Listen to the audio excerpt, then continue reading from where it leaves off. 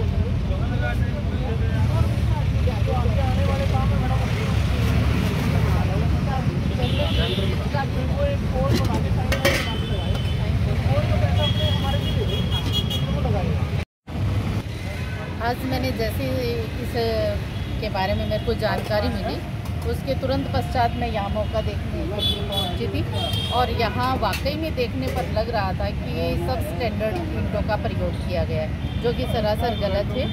और इसके आज हमने अपने सामने ही सैंपल ले लिए हैं तोड़वा के बाकायदा इस जो बनाया गया है इनका कंस्ट्रक्शन का सिस्टम तो उसके तहत ईंटों के सैंपल को लिया गया है और इसकी जांच करवाई जाएगी और जांच करवाने के पश्चात जो रिपोर्ट सामने आएगी उसके आधार पर कार्यवाही सुनिश्चित की जाएगी।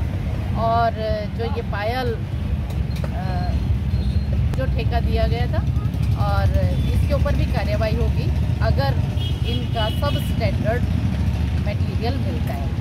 तो ये मैसेज मैं ज़रूर देना चाहूँगी सभी को कि कोई भी कंस्ट्रक्शन के कार्य हमारे चल रहे हैं उसको बाकायदा, क्योंकि ये जनहित का कार्य है, लोगों के लिए कार्य है। मान लो सड़कें बनाई जाती हैं या कोई भी रिपेयर वर्क किया जाता है या कोई भी कार्य किए जाते हैं उसके अंदर बिल्कुल भी किसी के द्वारा भी लापरवाही यदि बरती जाएगी तो उसको बख्शा नहीं जाएगा। उसके खिलाफ हर अवस्था के अंदर एक्शन लिया जाएगा, चाहे इसके अंदर कोई भी। हाँ, हमारे जो जेई हैं उन्होंने इसको जैसे चल रहा था वर्क उस समय जब चेक किया तो उन्होंने रिपोर्ट की और इनको कार्य रोकने के लिए वो बोला गया था कि आप अपने कार्य को रोकें, लेकिन उसके बावजूद भी ये कार्य कर रहे थे। तो आज कार्य को यहीं बंद करवाया गया है। जब तक रिपोर्ट नहीं आती ये कार्य नहीं